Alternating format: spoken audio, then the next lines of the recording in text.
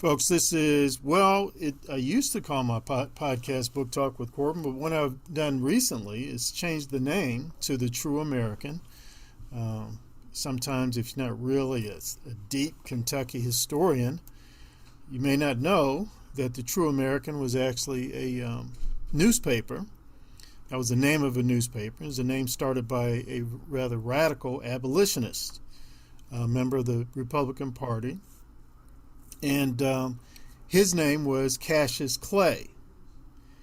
So it's always interesting when people learn about Muhammad Ali, and Muhammad Ali said, well, I had to give up my slave name and became Muhammad Ali.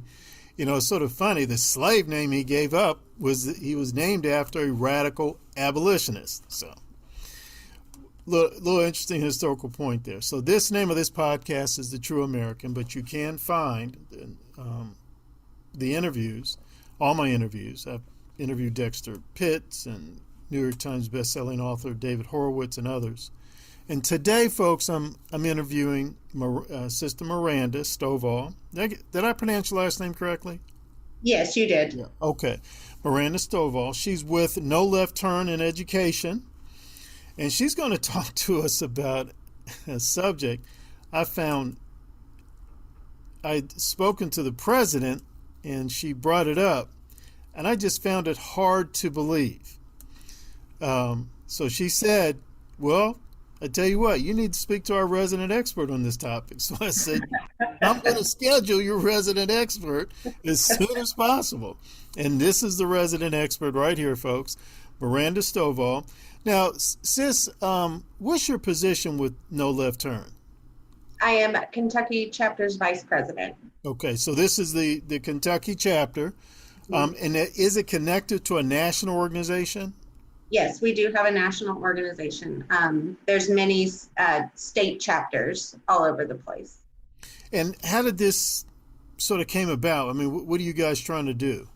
We're just trying to revive the educational system back to, truly educating children, giving them a fair, sound, solid education that will prepare them for the future when they graduate from high school. Mm-hmm. So some of the specific objections you have are, I guess some people might call the diversity, inclusiveness, equity type teaching. Is that correct? Yeah, diversity, equity, and inclusion. And what do you have a problem with that? Is that not helping our young people become better readers and mathematicians? No, our reading numbers have not changed since they've introduced diversity, equity, inclusion, and I believe they started that in like 2017. Mm-hmm. And honestly, I really just feel like it's not really unifying the students inside the school. It's starting to kind of separate them a little bit. And for kids, they shouldn't be separated or worried about, certain things inside the classroom. They need to be unified, getting along, enjoying being around each other, learning. Okay. And it would be interesting to see if there are any research papers that show this whole diversity, equity, inclusiveness has actually boosted reading and math scores. I know there's no evidence to indicate it has done so for black students. Bluegrass Institute recently released a study, and they're showing the reading proficiency scores for black students in Jefferson County is absolutely abysmal. As a matter of fact, the person I spoke to at the Bluegrass Institute, and I interviewed him, he's on my website, he actually, he almost used the word criminal. He actually used the word criminal. Yeah. I would agree. So that's startling to hear about, but what we're about to talk about in the next few minutes, I find even more startling. And this is why your president put it. Well, no, I take that back. This is my wording.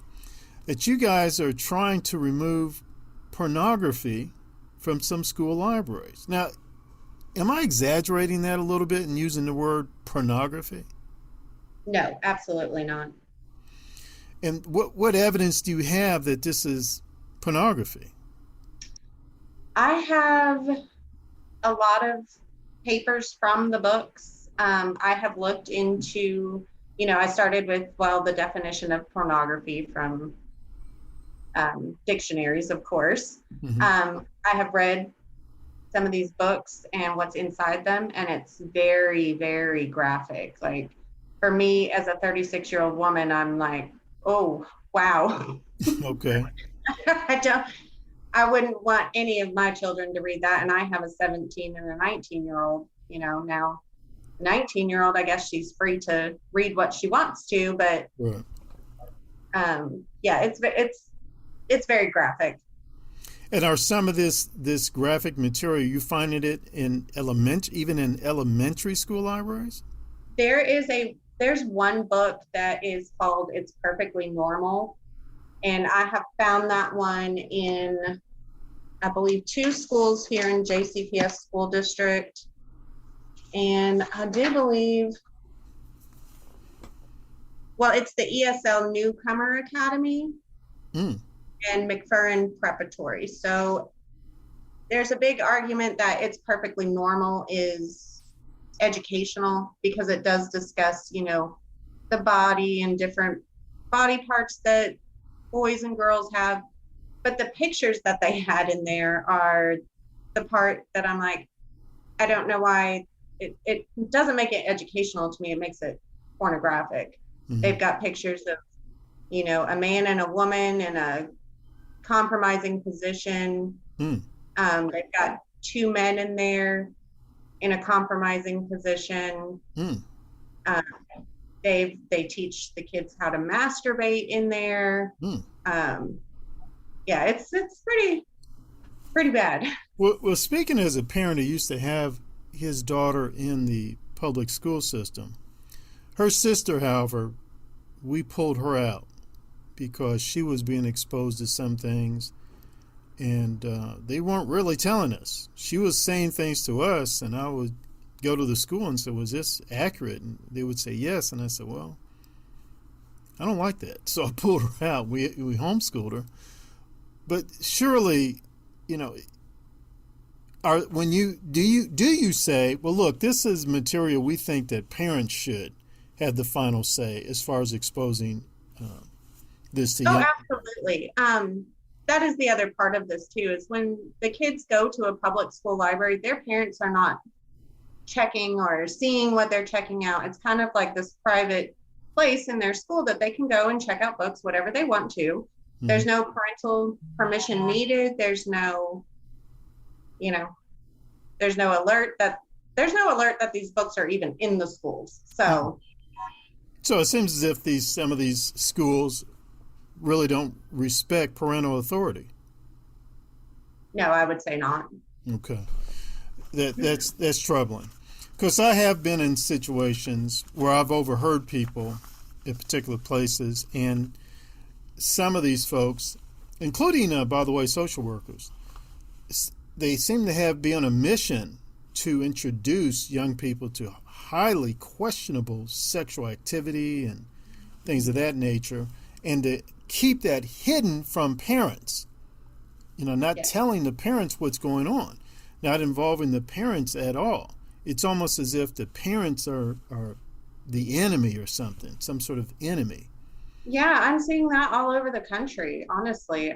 There's stories coming out everywhere of, schools telling their students that, if you can't talk to your mom or your dad, well, come to us and we're here for you, and, we'll keep your secret. And I just don't think that's the way it should be. I think the parent is the first party that should be involved in a conversation like that. Mm-hmm. Yeah. Yeah. Not only talking about certain things, but gender identity. And yes. I've heard things about changing their name and pretending they're animals during the whole school day. I mean, I'm sorry.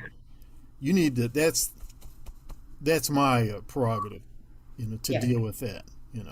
I teach young people. I have a youth program. It would never occur to me to say to any of my parents, no, you cannot come into one of my workshops or anything I'm teaching your young person. Never occur to me. Yes. I let them know you can come in anytime, announced, unannounced. I've got nothing to hide. I'm not saying anything inappropriate to your child. And if they did come to me something about sex or religion, I'd say, well, you need to speak to your parents about that. Now, if they're asking my personal, and even if they were just asking my personal opinion, I would immediately say, well, I'm not going to tell you my full opinion, but you do need to talk to your parents about it. And I'll tell the parents things as well. I can't imagine how anybody would just seem to have this self-righteous mentality that their opinion or what they think takes precedence over what the parents think, and parents are children's enemy. I agree. I'm not even a teacher, and when my kids have friends over here, or somebody else's child is coming into my house, mm-hmm. their parents are more than welcome to come in here and check out who I am. Yes. Amen. And I've always been the parent advocate, even though I'm not in a school building. I'm just a mom. Right. So, but just a mom doing some pretty important work here, and it's unfortunate that you have to do what you do. Now, are these schools, are they actually, once you sort of point out to them, hey, you got these kind of books here in your library, can you at least, can you remove them, if not remove them, sort of restrict access to them? How are they responding?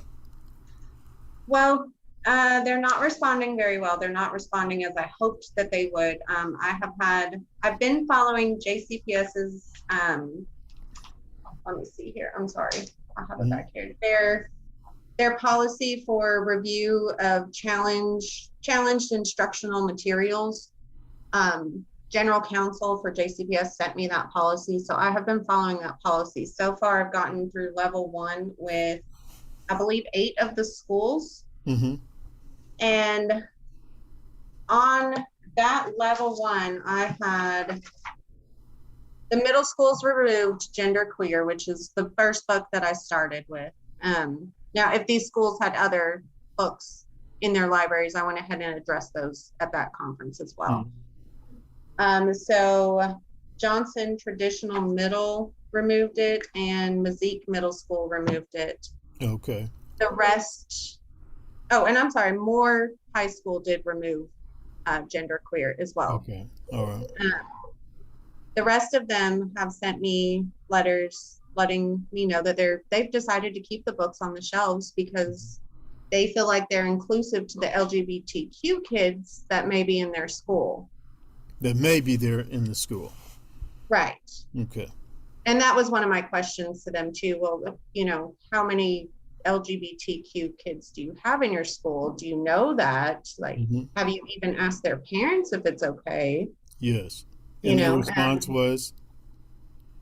I have no response for that. Okay. No. All right. Unfortunately, it doesn't surprise me too much. I did go to the school board meeting Tuesday night, and I read one of these books at the school board meeting, and I was shut down and told that they had to stop me because that was obscene. Oh, my Lord. You were reading straight from the book? Yes. And they said, no, you can't continue. This is obscene.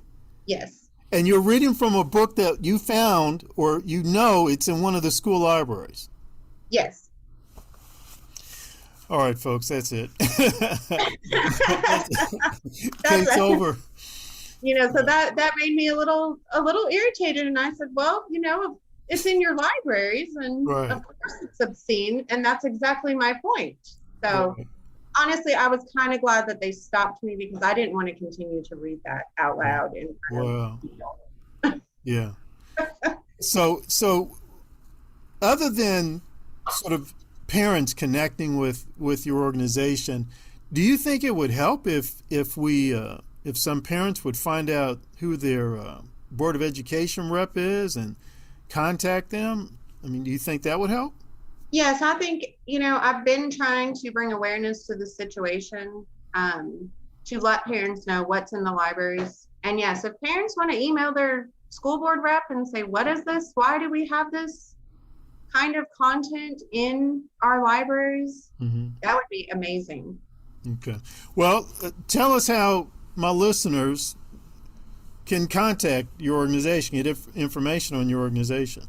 Yes, so we have Facebook, we have No Left Turn in Kentucky.